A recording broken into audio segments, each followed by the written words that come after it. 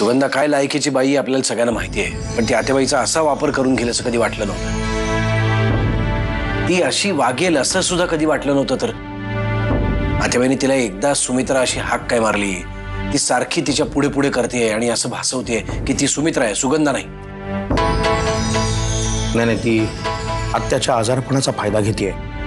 दादा, तिला ताबडतोब आवरलं पाहिजे, नाहीतर आत्याची परिस्थिती अजून कठीण होत जाईल. अरे पण कसं सांगायचं, आत्याबाई तिच्याविषयी एक शब्द ऐकायला तयार नाहीये. तिला घरातून हाकलून दिलं तर आत्याबाई म्हणाली मी पण घरातून बाहेर जाईन. आता काय सांगणार तिला, मला तरी काही सुचत नाही बाबा. आपण सुमिताईला नाही सुगंधाला घराबाहेर काढतोय, हे आत्याबाईंना कसं पटवून देणार? सुगंधा आत्याबाईंपाशी जाऊन नुसतं बसली नसेल, तिने आपल्याबद्दल सुद्धा काही ना काहीतरी सांगितलेलं असणार. आणि ते सगळं काढून आत्याबाईंना पुन्हा नव्याने काही गोष्टी पटवून देणं, त्यामध्ये आत्याबाईंचा किती गोंधळ उडेल याची कल्पना केली आहे का कोण? सध्याच्या परिस्थितीमध्ये मला तरी फक्त एकच उपाय दिसतोय, त्या सुगंधाला इथे राहू द्यावं. इतके दिवस राहिलेत, अजून काही दिवस राहतील ते, पण त्या फडतूस माणसांसाठी आपण आत्याच्या तब्येतीची हेळसांड नाही करू शकत. आपल्यासाठी आत्याची तब्येत सगळ्यात जास्त महत्वाची आहे. बघा पटतोय का, पण मला तरी हा एकच उपाय दिसतोय.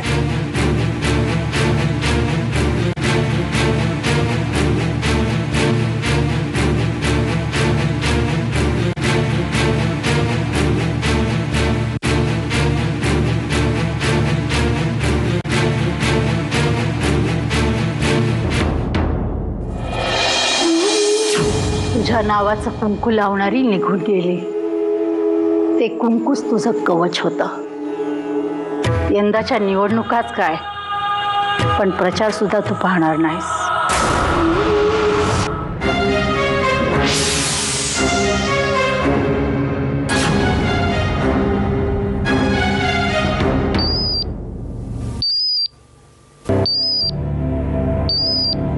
बंगल्यावरचा नंबर, आत्याबाईंनी तर फोन केला नसेल.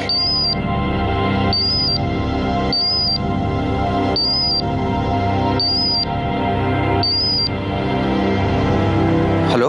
हा वाकनीस, कुठे आहात तुम्ही? आत्याबाई, मी आता एका सरकारी ऑफिसमध्ये आलोय. काही अर्जंट आहे का? म्हणजे थोड्या वेळाने फोन केलं चालेल? नाही, नको. थोड्या वेळाने म्हणता आणि करतच नाही तुम्ही फोन. माझं महत्वाचं काम आहे तुमच्याशी. बोला ना, मी ऐकतोय. तुम्ही आता असाल तसे इथे घरी निघून या. आत्याबाई, मी इथे साहेबांच्या कामासाठी आलेलो आहे. मी दुपारनंतर येतो. नाही नाही, दुपारी नाही चालणार. अहो, नरसिंहाला काय सांगायचं ते मी सांगते ना. तुम्ही आता असाल तसे तिथून निघा बरं, आणि आधी इथे येऊन भेटा. अहो, महत्वाचं काम आहे वाकनीस. ठीक आहे आत्याबाई, मी येतो. हा, या लवकर या.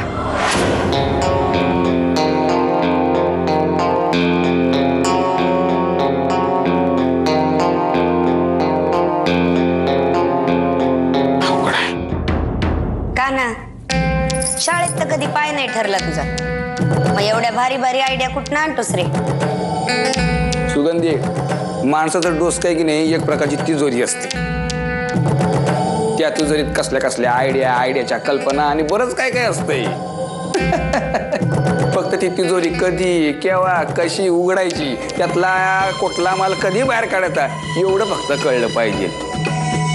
आणखीन एक, ही तिजोरी 4 चौघात उघडायची नसते, कारण ह्यातली गोष्ट जर चव्हाट्यावर आली तर तिजोरीचा मालक गेला 12च्या भावात. पण तुझ्या या डोक्याच्या तिजोरीतनं तुझ्या आत्याबाईंना पटवायची आयडिया काढलीस ना, ती मात्र एकदम बेस्ट होती.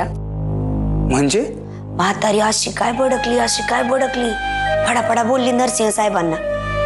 म्हणजे काय बोलली ते मला माहित नाही, पण एवढं नक्की की नरसिंह साहेबांना आपल्याला घरातनं बाहेर काढायचा जो निर्णय त्यांनी घेतलाय ना, त्याचा परत एकदा विचार करावा लागणार आहे. अगा सुगंधी, I am proud about you.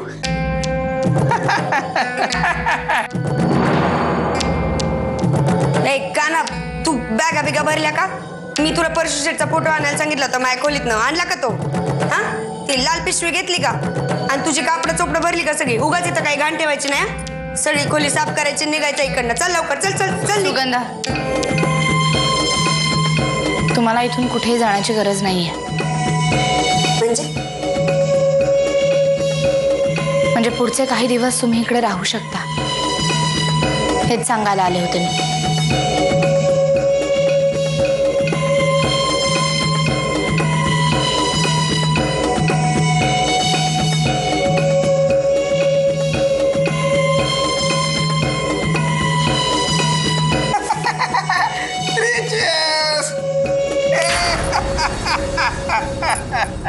Raghavan भेटला का?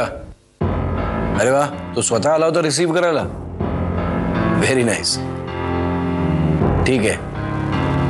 हा, त्याच्याशी जुजबी बोललोय मी. हो, तू काळजी करू नकोस इथली. हा, ठीक आहे. आराम कर, नंतर बोलू.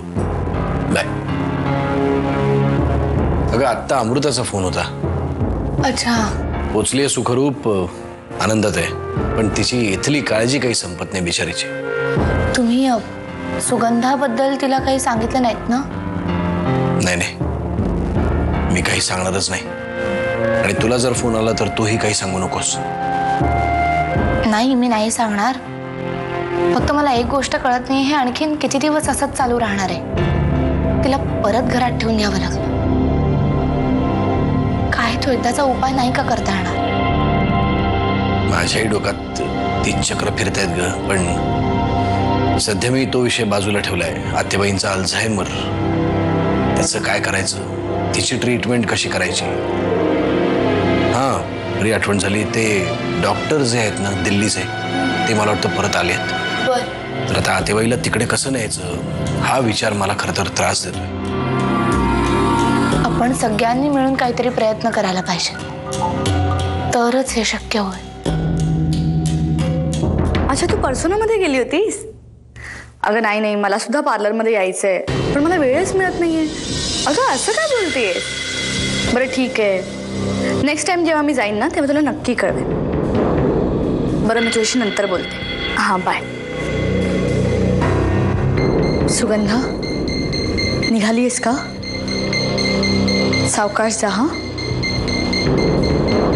आणि कसली गरज लागली तर मला फोन कर. काही काळजी करू नकोस. मी तुला घरात परत आणण्याचा प्रयत्न करेन, पण तोपर्यंत स्वतःची काळजी घे हां. ताई, किती हो काळजी घेता माझी. पण आता काही चिंता करू नका, कारण मी कुठेच चालली नाहीये. अगं, भाऊजींनी तुला आणि कानाला घराबाहेर काढलंय ना? तुम्ही जाताय ना आता? अगं, भाऊजी तुला घरात राहू नाही देणार, हाल हाल करतील तुझे. तुम्ही म्हणताय ते खरे आईल्यात आहे. भाऊजी मला घरात राहूच देत नव्हते, पण आत्याबाईंना काही ही आयडिया फारशी आवडली नाही. त्यांचं म्हणणं होतं की सुगंधाला घराबाहेर काढायचं तर काढा, पण माझी लाडकी सून सुमित्रा, तिला घराबाहेर काढायची हिंमत कशी झाली तुमची? चांगलं झाड झाडलं तर नरसिंह भाऊजी. आणि आता आत्याबाईच म्हणल्यावर नरसिंह भाऊजी तरी काय करणार आहेत? वा, छान, चांगलीच कल्पना सुचली ग तुला. आता आत्याबाईंनी तुला घरात राहायची परवानगी दिली म्हटल्यावर प्रश्नच मिटला ना. अहिल्याताई, आत्याबाईंनी यावेळेस आम्हाला वाचवलं, पण तुमचे बाबा आमच्यावर चिडलेत म्हणे. काय कारण? बाबा बाबा का चिडतील तुझ्यावर? कोणी सांगितलं तुला हे? कुणी सांगायला कशाला पाहिजे? कसं आहे ना, ह्या घरात जरा कान आणि डोळे उघडे ठेवून वावरलं ना तर सगळ्या गोष्टी आपसूक कळतायत बघा. आता मारुतराव तिरपुडे म्हणजे तुमचे बाबा यांनी नरसिंह भाऊजींना असं सांगितलं की मी काय परशु शेठची लग्नाची बायको नाही, त्यामुळे माझ्या सयांचा काही प्रश्नच येत नाही. त्यामुळे आमचे 2 कोटी रुपये पण गेले, आमची पार्टनरशिप पण गेली, आणि आम्हाला पार घरातनं बाहेर जायची वेळ आली की हो. आता तुम्ही तुमच्या बाबांना सांगायला नको का की आपण जर किल्लेदारांच्या विरोधातल्या लढाईमध्ये खांद्याला खांदा लावून उभे आहोत, तर मग त्यांनी असं करून उपयोग नाही, नाही का? नाही ग, बाबा असं नाही बोलणार. भाऊजींनीच खोटं खोटं बोलून बाबांना भरीच पाडलं असणार, नाहीतर बाबा असं अजिबात वागणार नाही. नाही आता परत तुमचा जर फॉरेनला फोन झाला ना बाबांना तर सांगा त्यांना कोण माणसं आपली आहेत कोण माणसं परकी आहेत हे नीट समजून द्या. उगाच त्यांचा गोळ नको ना.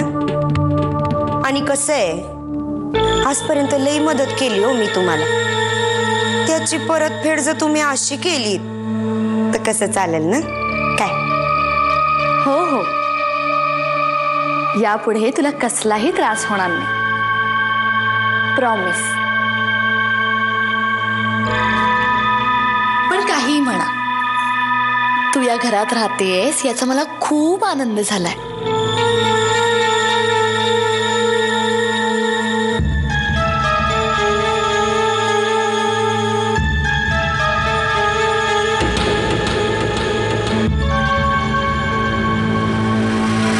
एकदा का तिला कळलं की मी तुझा म्हणजे त्या सुमित्राचा भाऊ आहे, तिचा माझ्यावर विश्वास बसेल की पुढे मी करतो मला काय करायचंय.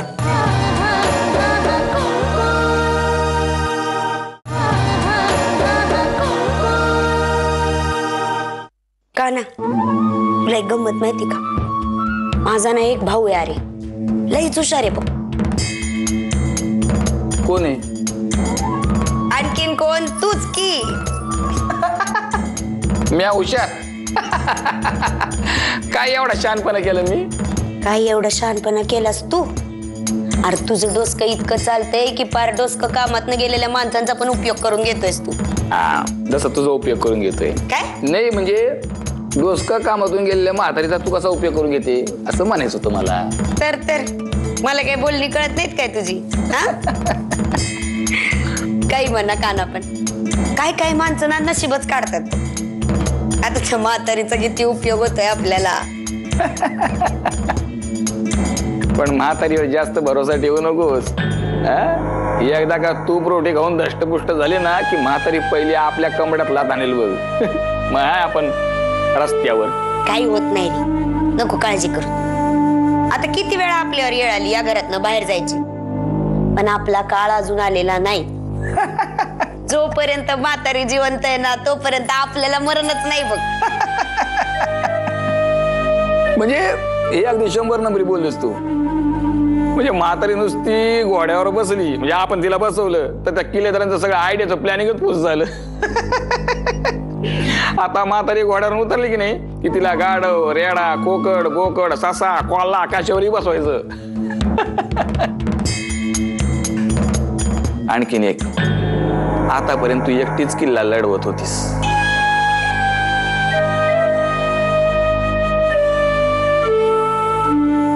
आता मला बी उतरावं लागेल लढाईला. म्हणजे नक्की काय करणार आहेस तू? म्या काय करायला पाहिजे असेल ना तर पहिलं तू माझं एक काम करायला पाहिजे. माझी त्या म्हातारीची नीट ओळख करून. लय दिवस झाले या घरात येऊन पण म्हातारी मला नीट ओळखत नाही. एकदा का तिला कळलं की मी तुझा म्हणजे त्या सुमित्राचा भाऊ आहे, तिचा माझ्यावर विश्वास बसेल. आणि एकदा का तिचा विश्वास बसला की पुढे मी करतो मला काय करायचंय. अरे का ना, ती लय भारी आयडिया. म्हणजे आता मी लवकरच एखादी संधी बघते आणि तुला आत्याबाईंकडे घेऊन जाते आणि त्यांना सांगते, आत्याबाई गावाकडनं भाऊ आलाय माझा, त्याला भेटायला घेऊन आली तुम्हाला. आणि तुझी ती परसातली हडळ ती वय तिला टांगून आले पिपळाला, मिरच्याची धुरी द्यायची बाकी ठेवली होती फक्त. म्हणजे काय काय केलं काय तू? काय केलं? चांगली धमकी देऊन आली आहे तिला. म्हणलं तुमच्या बाबांना समजावा, उगाच आमच्या वाकड्यात जाऊ नका, नाही तर आहे किल्लेदारांनंतर मारुतरावांचा नंबर. असं तू म्हणली? म्हणजे मनातल्या मनात. आता तिच्या समोर काय बोलायचं हे कळत नाही का मला? शानी माझी ताई ती. ग माझा भाऊ तो. यावेळी मला कुठलंही कारण नकोय वाकनीस. आणि मी सांगितलेली ही शेवटची मुदत, कळलं?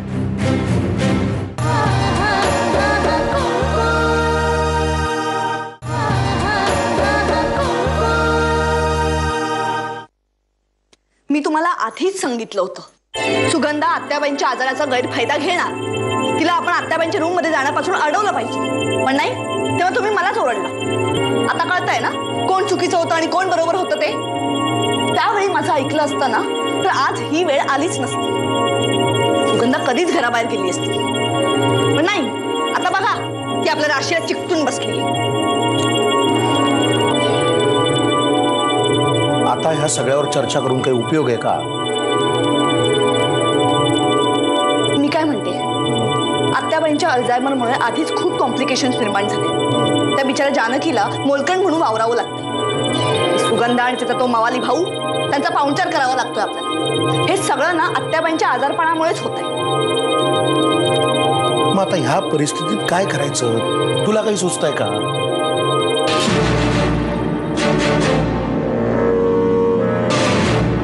एक उपाय आहे. नाही म्हणजे तुम्हाला पटणार असेल तरच सांगते. हा, बोल बोल.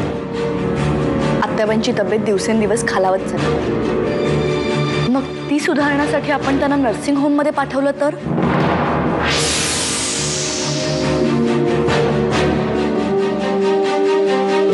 Nursing home? काय बोलतेस तू? अहो, त्यांच्या चांगल्यासाठीच बोलतीये. आणि आपण त्यांना चांगल्या नर्सिंग होम मध्ये पाठवू, तिथे त्यांची व्यवस्थित काळजी घेतली जाईल. डॉक्टर जातीने लक्ष देतील. आणि तसंही आपण सगळे घरात खूप बिझी असतो. नाही म्हटलं तरी आत्याबाईंकडे थोडंफार आपलं दुर्लक्ष होतच. पहिल्या आत्याचा आजार गंभीर आहे, मला मान्य आहे, पण म्हणून तिला असं आपल्यापासून लांब ठेवायचं नाही. नाही, मला नाही पटत. हे बघा, तुम्ही उगाच एवढे इमोशनल होऊ नका. मी प्रॅक्टिकल विचार करते. आधीच आत्याबाईंच्या आजारपणामुळे खूप कॉम्प्लिकेशन्स निर्माण झाले. आणि आता आत्याबाई भाऊजींचं लग्न करण्याचाही हट्ट धरताय. यावर तुमच्याकडे उपाय आहे?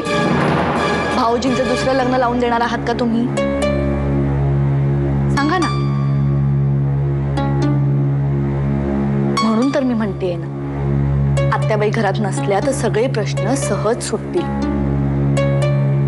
आणि आत्याबाईंना आपण काही जंगलात पाठवत नाही आहोत. आपण त्यांना चांगल्या नर्सिंग होम मध्ये पाठवतोय, जिथे त्यांची व्यवस्थित काळजी घेतली जाईल आणि त्यांच्यावर चांगली ट्रीटमेंट होईल. पटतंय ना तुम्हाला? नाही नाही ग. आत्याला असं कुठेतरी नेऊन ठेवायचं आणि नंतर काळजी घेतली जाईल तिची, पण नाही, नको नको, हा विषय नको नको.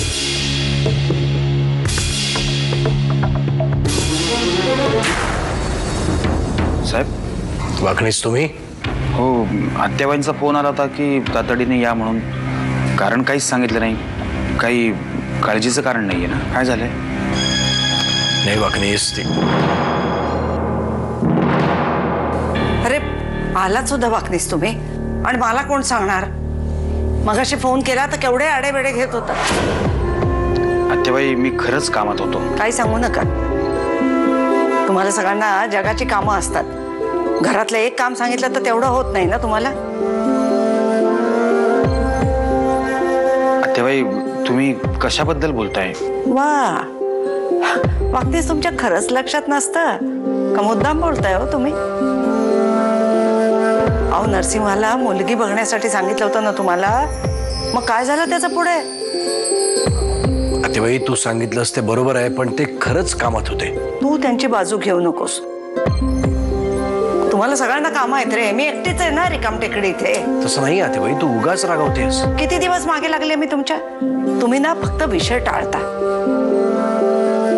यापुढे मी तुमचं काहीही ऐकणार नाहीये. नरसिंह आता कसा लवकरात लवकर लग्न करत नाही तेच पाहते मी. आत्याबाई, आमचे प्रयत्न चालू आहेत, पण मुलगी अशी रेडीमेड थोडीच मिळणार आहे. मला आता काहीही ऐकून घ्यायचं नाही. पुढच्या 15 दिवसात तुझं लग्न हे झालंच पाहिजे. या यावेळी मला कुठलंही कारण नकोय वाकनीस. आणि मी सांगितलेली ही शेवटची मुदत, कळलं?